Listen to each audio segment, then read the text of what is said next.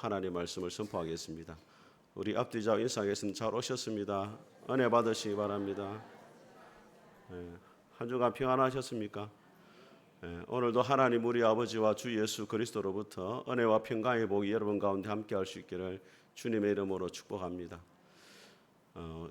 한 이 시골에 이 난폭한 농부가 살았는데 부인이 예수님을 잘 믿었습니다. 그 교회 다니는 것을 아주 못마땅히 생각했는데 어느 날 이 부인이 부흥회가 있어서 교회를 갔는데 오질 않는 겁니다. 밤이 되도록. 그래가지고 교회를 찾아가 보니까 불은 꺼져 있고 통성으로 기도를 하는 겁니다. 그러니까 자기 부인도 뒷자리에 앉아가지고 막 소리를 내서 기도하는 거예요.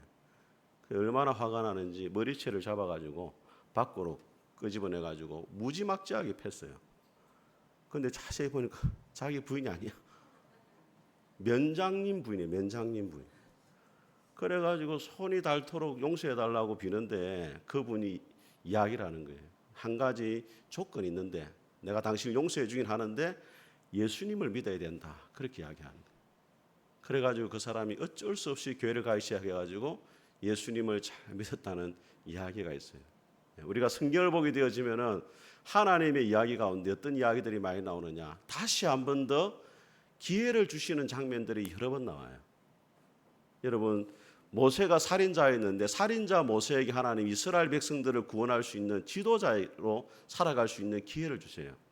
도망자 요나에게도 하나님이 다시 니느웨를 가가지고 하나님의 말씀을 전하는 선지자로 살아갈 수 있도록 기회를 주십니다.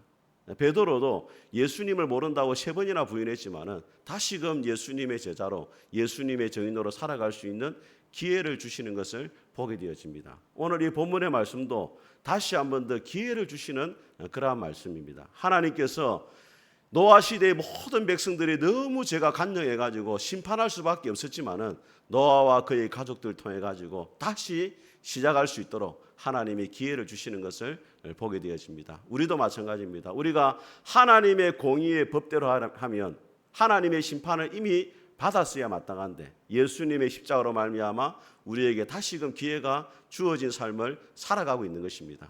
그런 우리의 삶 가운데 하나님께서 어떻게 살아가기 원하시는지 오늘 본문의 말씀을 통해 가지고 3가지를 살펴보겠습니다. 첫 번째로 다른 사람을 축복하며 살아가라 하십니다. 우리 1절을 같이 한번 읽어보겠습니다. 시작. 하나님이 노아와 그의 아들들에게 복을 주시며 그들에게 이르시되 생육하고 번성하여 땅에 충만하라. 여러분, 홍수 심판이 끝나고 노아가 방주에서 1년 만에 나왔습니다. 1년 만에 나오자마자 하나님이 노아와 그의 가족들에게 제일 먼저 하신 말씀이 뭐예요? 복을 주셨다. 하나님이 복을 주시고 생육하고 번성하여 땅에 충만하라고 말씀하십니다. 그런데 여러분, 이 말씀은 하나님이 처음 하신 말씀이 아니에요. 언제 또 하셨습니까? 이 말씀을 창세기 1장에 보게 되어지면은 아담을 만드신 다음에 그들에게 복을 주시며 그들에게 이르시되 생육하고 번성하여 땅에 충만하라. 처음 사람을 만들었을 때도 그렇게 복을 주셨고 노아와 그의 가족들에게도 복을 주셨다는 것은 하나님의 마음이 처음이나 지금이나 변함이 없다는 거예요. 사람들은 하나님 앞에 죄를 짓고 하나님 앞에 실패하고 넘어졌지만은 인간을 향한 하나님의 마음은 여전히 하나님이 인간을 사랑하고 그들을 향한 기대를 가지고 계신다는 거예요. 그런데 오늘 하나님이 복을 주신 때가 언제입니까, 여러분? 언제 복을 주셨어요? 노아와 그의 가족들이 나와가지고 하나님을 위해서 무엇인가 위대한 일을 하고 큰 일을 한 다음에 내가 이렇게 많은 일을 했으니까 내가 너에게 복을 주겠다 이렇게 말한 게 아니고 방주 밖으로 나오자마자 아무것도 한 일이 없는데 하나님이 그들에게 복을 주시는 것을 보게 되어집니다. 여러분, 노아가 구원받은 것도 하나님의 은혜고 노아가 하나님의 복을 받은 것도 하나님의 은혜인 줄 믿습니다. 우리는 신앙생활을 어떻게 생각하냐면 자판기처럼 생각해요. 자판기가 어떻습니까? 동전을 넣으면 음료수가 튀어나오잖아요. 기도의 동전을 넣고 헌신의 동전을 넣고 헌금의 동전을 넣으면 하나님이 복의 음료수를 주신다 생각해요. 그렇지 않습니다, 여러분. 하나님의 복은 우리에게 은혜로 주어주는 건지 믿습니다. 팀 켈러 목사님이 이렇게 이야기를 했습니다. 복음이라는 것은 우리가 무엇을 해서 구원을 받는 것이 아니라 이미 구원을 받았기 때문에 무엇을 할 수 있게 된 것입니다. 우리가 하나님이 열심히 살아가는 것은 하나님의 복을 받아내기 위해서가 아니라 우리가 이미 영적으로 하나님의 복을 엄청나게 받은 사람이기 때문에 하나님의 그 은혜와 복에 감사하는 마음으로 기쁨으로 반응하는 것이 말씀대로 살아가는 것이고 하나님 앞에 순종하는 것이에요. 그 우리가 하나님의 복을 받은 자로 어떻게 살아가야 되느냐? 오늘 하나님이 노아와 그의 가족들을 축복한 것처럼 다른 사람들을 축복하며 살아야 돼요. 우리 옆에 분한테 말합니다. 축복하며 살아갑시다. 여러분 마태복음 10장에 보면 예수님이 제 아들을 보내실 때 이렇게 말씀합니다. 그의 집에 들어가서 평안하기를 빌어라. 복을 빌어주라는 거예요. 그 집이 합당하면 너희가 빈 평안이 그 집에 임할 것이고 합당하지 아니하면 너희에게로 돌아오게 된다는 거예요. 여러분 우리 목사들이 여러분의 집에 가면 기도하잖아요. 제일 먼저 가자마자 기도하잖아요. 왜 기도해요? 여러분 복 받으라 기도하는 게 아니에요. 합당하지 않으면 누구한테 돌아온다? 다 돌아오니까 기도하는 거예요. 이렇게. 하나님의 마음이 어떤 마음이냐? 가는 사람마다 만나는 사람들마다 평안의 복을 빌어주라는 거예요. 당신이 잘 되길 원합니다. 당신 하는 사업이 잘 되길 원합니다. 당신의 가정에도 평안이 임하기를 원합니다. 여러분 최고 경영자 예수라는 책을 쓴 베리 존슨이라는 여사분이 계신데 이분이 쓴 책 가운데 무슨 책이 있냐면 억만금의 재산보다 한 줄의 예언을 물려주라 이런 말이 있어요. 한 줄의 예언을 물려주라. 그 예언이라는 것이 뭐냐? 우리는 예언을 미래에 일어날 일로 생각하는데 이 베리 존슨 목사는 이렇게 이야기를 합니다. 예언이라는 것은 사람들의 삶에 수없이 영향을 미치는 모든 말과 행동이다. 부모의 생활태도, 선생님의 훈계나 조언, 친구나 형제에게 주는 격려의 말, 낯선 이들이 스치듯이 던지는 말, 자신의 소원과 기대가 바로 예언들이다. 다른 사람을 향해서 축복의 말을 해주는 것이 그 사람의 미래를 결정짓는 예언이 될 수 있다는 거예요. 여러분 야곱의 별명이 무엇입니까? 사기꾼이잖아요. 야곱은 처음 야곱의 모습을 봐도 절대로 하나님의 사람이 될 수 있는 가능성이 없는 사람이었어요. 완전히 사기꾼이었어요. 그런데 야곱이 나중에 믿음의 조상이 되고 12지파의 조상이 되고 여러분 죽기 전에 야곱이 하나님 앞에 기도하고 예배를 드리고 죽어요. 완전히 영적인 사람으로 변화가 돼버려요. 왜 그렇게 되었느냐? 야곱이 밧달 아람으로 도망갈 때 아버지 이삭이 죽기 전에 야곱을 축복하는데 뭐라고 축복하냐면 내 아들의 향치는 여호와께서 복을 주신 밭의 향치로다. 하나님께서 하늘의 이슬과 땅의 기름짐이며 풍성한 곡식과 포도주로 내게 채우기를 원한다. 눈치 없네 참. 언제 하려고요? 이렇게 은혜로운 말씀이 선포되는데 다시 한번 이야기했어요. 이 말씀을 저는 너무 좋아해요. 야곱의 그 축복, 우리 아들의 향치, 우리 아들의 몸에서 나는 향치는 여호와께서 복을 주신 밭의 향치로다. 하나님께서 하늘과 이슬과 땅의 기름짐이며 풍성한 곡식과 포도주로 내게 채우기를 원한다. 얼마나 좋아요, 여러분. 여러분의 자녀들에게 이런 축복할 수 있기를 주의 이름으로 축복합니다. 그러니까 사기꾼 야곱이 하나님 앞에 그런 복을 딱 받는 거예요. 이삭이 아들의 미래를 예언을 했거든. 너는 이렇게 인생을 살아가게 될 거다. 딱 예언하니까 그대로 딱 되어지잖아요. 이 베리 존스 목사님의 그 여사님의 책 가운데 어떤 내용이냐면 방고 이야기를 합니다. 방고, 빈센트 고, 네덜란드 사람인데 이분이 20대 때 전도사가 되었어요. 정식 신학교는 졸업하지 않았고 신학생 양성하는 데 가가지고 신학생 전도사로 이렇게 봉사를 하고 했단 말이에요. 그런데 미술을 너무 잘 그렸어요. 그 고민을 했어요. 성직자의 길을 가느냐, 그림을 그려야 되느냐.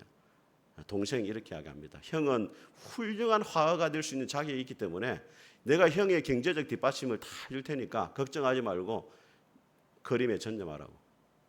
그래가 결국 어떻게 됐어요? 고흐가 36살인가 일찍 죽었지만은 지금 고흐의 그림이 여러분 얼마에 팔린 줄 아십니까? 1,400억에 팔립니다. 고가는 2,100억. 별로 안 놀라시네. 동생이 형에게 형은 훌륭한 화가가 될 수 있는 자격이 있다. 이 한마디 말이 형의 미래를 결정지어 주는 거예요. 여러분 우리 한신교단에 있습니다. 한신교단. 이중표 목사님이 한신교회를 서울에서 목회를 했는데 아주 한국교회 어른이었습니다.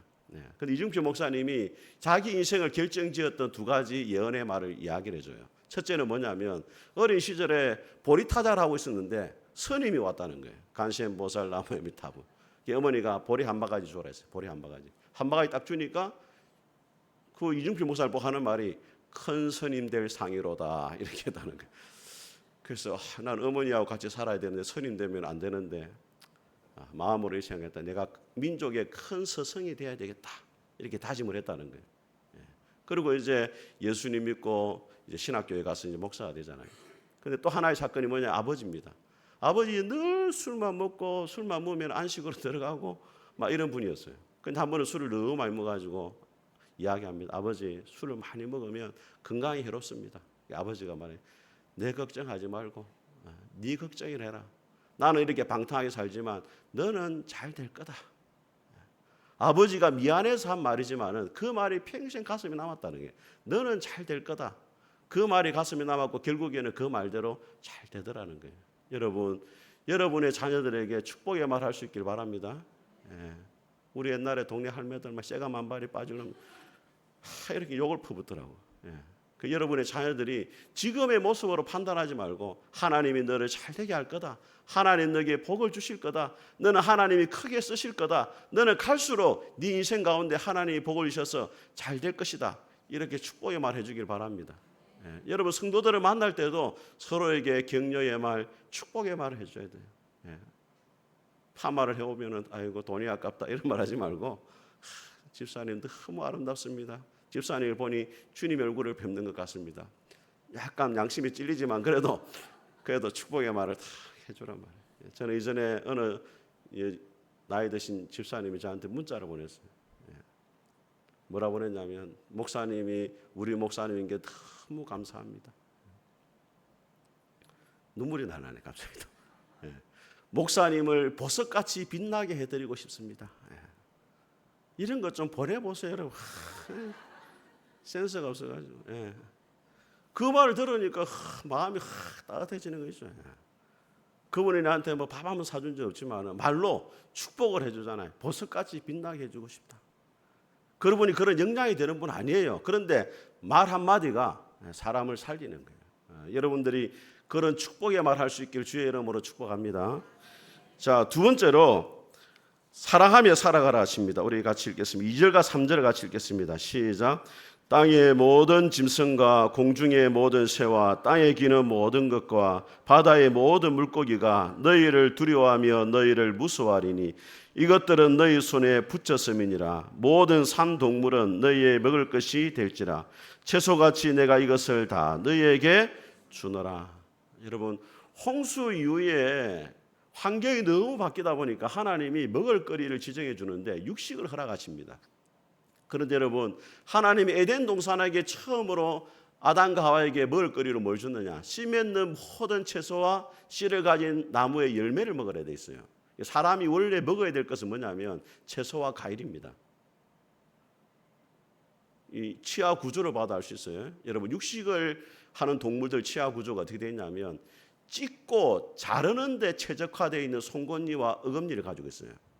그런데 초식 동물은 어개고 이렇게 가는데 최적화되어 있는 팽팽한 이렇게 이를 가지고 있단 말이에요. 여러분 이를 한번 보세요. 여러분 육식입니까? 초식입니까?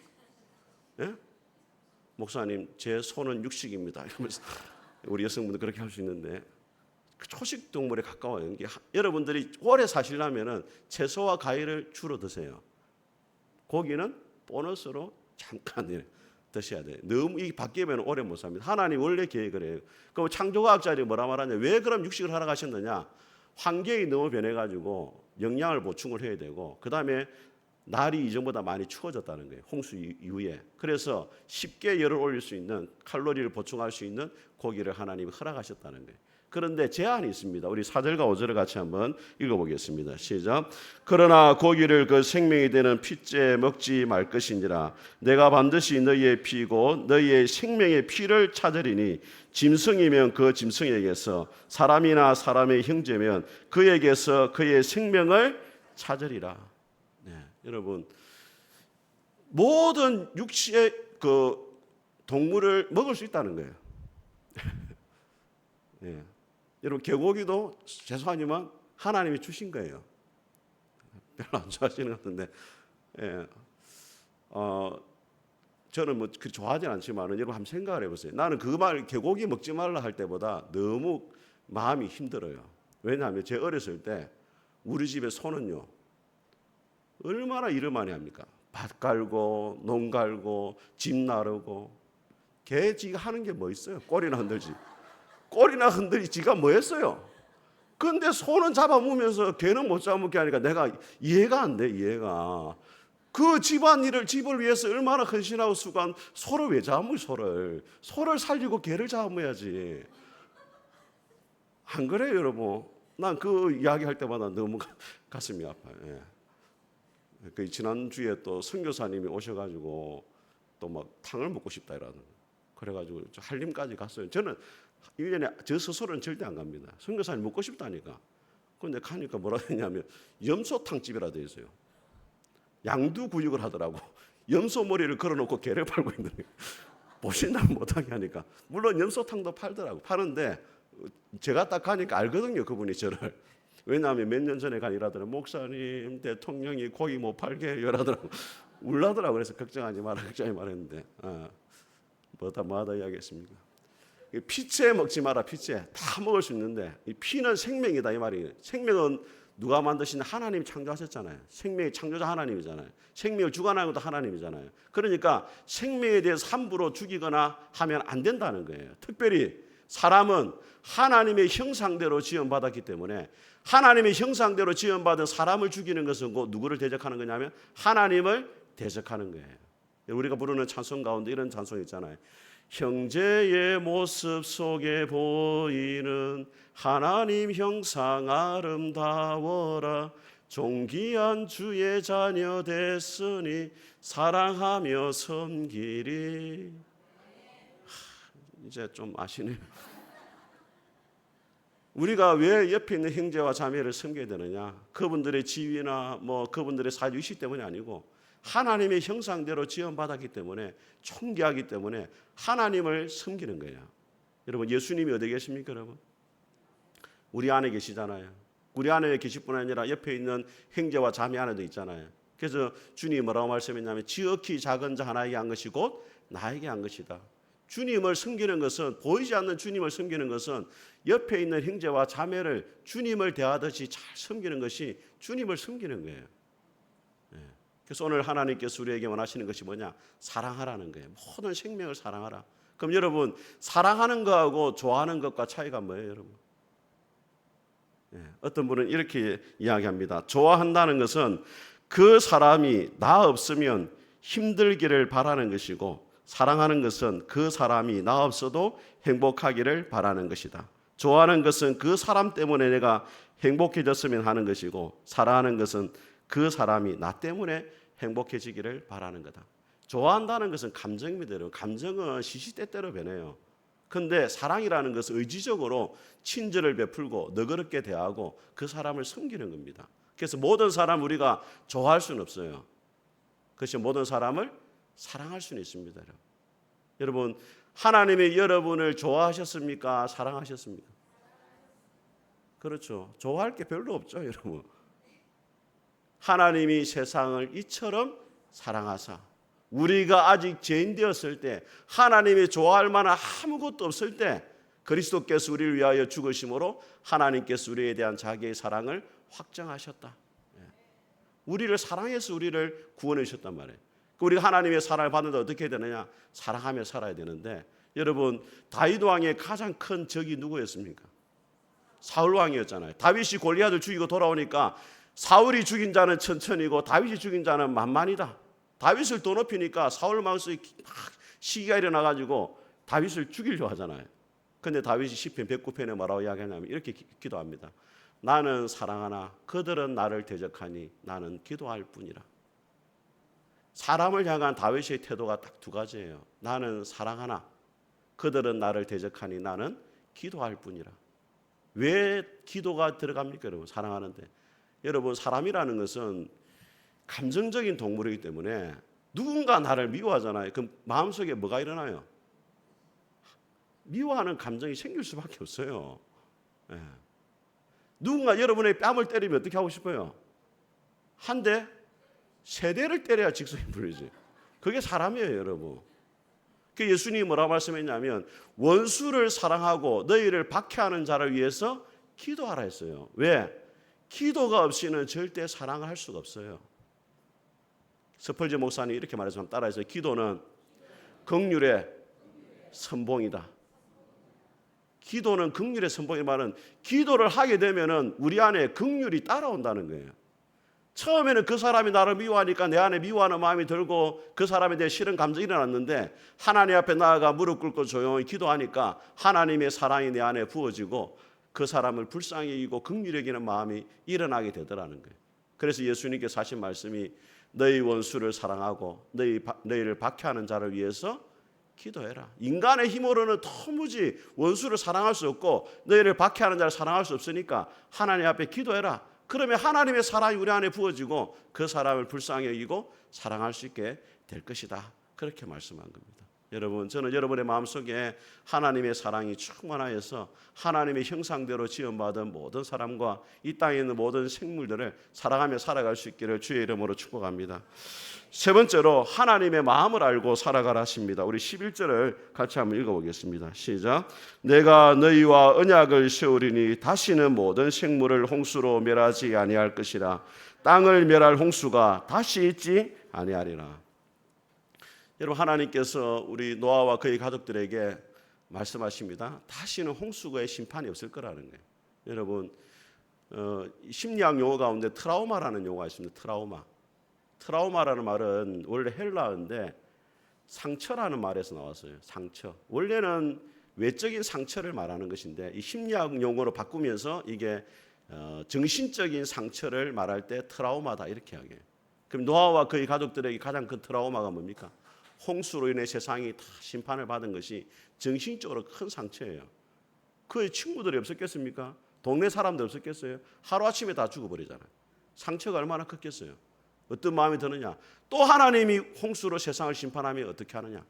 우리가 조금 잘못해가지고 하나님 앞에 이런 놀라운 또 심판을 받게 되면 어떻게 하느냐? 이런 두려운 마음이 있단 말이에요. 그런 두려운 마음을 하나님이 잘 아시기 때문에 다시는 너희를 홍수로 심판하지 않을 것이다. 그러면서 증거를 줘요. 증거를. 그게 뭡니까? 무지개입니다. 우리 12절과 13절 같이 읽겠습니다. 시작. 하나님이 이르시되 내가 나와 너희와 및 너희와 함께하는 모든 생물 사이에 대대로 영원히 세우는 언약의 증거는 이것이니라. 내가 내 무지개를 구름 속에 두었나니 이것이 나와 세상 사이에 언약의 증거라. 홍수로 다시는 세상을 심판하지 않을 것이다 하면서 뭘 걸어놨다고요? 무지개를. 여러분, 하나님이 왜 하필 무지개를 만들었겠어요? 홍수로 심판하지 않겠다 이렇게 이야기하면서 왜 무지개를 만들었느냐? 무지개라는 히브리어 케셰트인데 뜻이 활이라는 뜻이에요. 활. 구불이다. 활 이런 의미가 있어요. 그러니까 하나님이 활을 하늘에다 걸어놓은 거예요. 활은 뭐예요? 전쟁의 도구잖아요. 전쟁의 도구를 하늘에 걸어놨다 이 말은 다시는 전쟁이 없을 것이다. 다시는 너희를 물로 심판하지 않을 것이라는 증거로 하나님이 활을 상징하는 무지개를 하늘에 걸어놓은 거예요. 하나님의 본심이 뭐냐? 사람을 심판하는 게 아니에요. 예레미야 29장은 말합니다. 너희를 향한 나의 생각을 내가 안 하니 재앙이 아니요 평안이라. 너희에게 미래와 희망을 주는 것이라. 예레미야 애가 3장은 이야기합니다. 하나님이 인생으로 고생하게 하시지만 본심이 아니다. 한번 따라 하시겠습니다. 하나님이 우리에게 고난을 주시지만 본심이 아니다. 여러분, 자녀가 잘못하면 부모가 때리잖아요. 근데 어떻게 합니까? 밤이 되면 자고 있는 애 종아리를 탁 거져가지고 약을 발라주면서 눈물을 흘리죠. 그런 마음이 없는 건 그게 아버지 마음이고 부모 마음이잖아요. 잘못하면 때리지만은 그게 본심은 아니에요. 성도들이 어떤 마음이냐면 하나님 내가 잘못하면은 하나님이 나에게 벌을 주고 나에게 큰 재난을 주는 게 아니냐.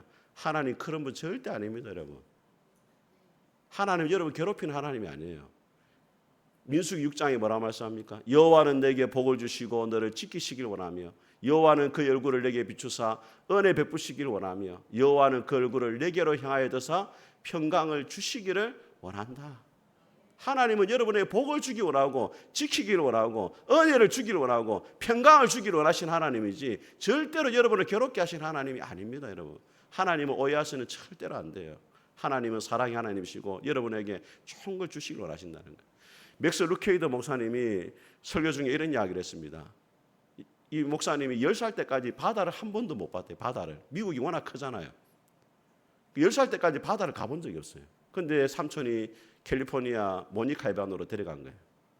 얼마나 신기한지. 제일 신기한 게 뭐냐, 파도가 끊임없이 몰려오는 게 너무 신기한 거예요. 그 삼촌이 이야기합니다. 오늘 우리가 밤에 집에 돌아가도 파도는 몰려올 거다. 에이, 삼촌, 그런 게 어디 있어요? 물이 어떻게 그렇게 많을 수가 있어요? 삼촌이 이야기합니다. 1000년 전에도 파도가 밀려왔고 우리가 죽은 다음에도 파도는 계속 몰려올 거다. 그 이야기를 하면서 루케이더 목사님이 잠시 침묵을 지킵니다. 그러면서 이렇게 이야기를 해요. 하나님의 은혜도 이와 같아서 우리가 1000번 넘어져도 그 은혜는 다시 밀려옵니다. 이해할 수 있다면 은혜가 아닙니다. 가늠할 수 있는 크기라면 은혜가 아닙니다. 다른 것은 몰라도 이것만큼은 절대 용서받을 수 없을 거야라고 생각할 때도 하나님의 용서와 은혜의 파도는 우리를 향해 끊임없이 밀려옵니다. 머리로도 가슴으로도 경험으로도 이해되지 않는 것이 우리를 향한 하나님의 은혜입니다. 사랑하는 여러분, 우리는 실패해도 하나님은 절대로 실패하지 않습니다. 우리는 넘어져도 하나님은 다시 우리를 일으켜 세워주시는 분입니다. 우리는 하나님을 떠나도 하나님은 결코 여러분을 버리지 않습니다. 오늘 하나님께서 노아에게 무지개를 보여주신 것처럼 우리에게는 예수님의 십자가를 보여주셨습니다. 십자가 상징하는 것이 무엇입니까? 내 아들을 십자가에 죽이기까지 내가 너를 사랑한다. 나는 결코 너를 버리지 않는다. 네가 넘어져고 네가 실패해도 다시 시작할 수 있다. 그 십자가로부터 들려오는 하나님의 음성을 듣고 다시 시작할 수 있기를 주님의 이름으로 축복합니다. 우리 같이 한번 찬송하겠습니다.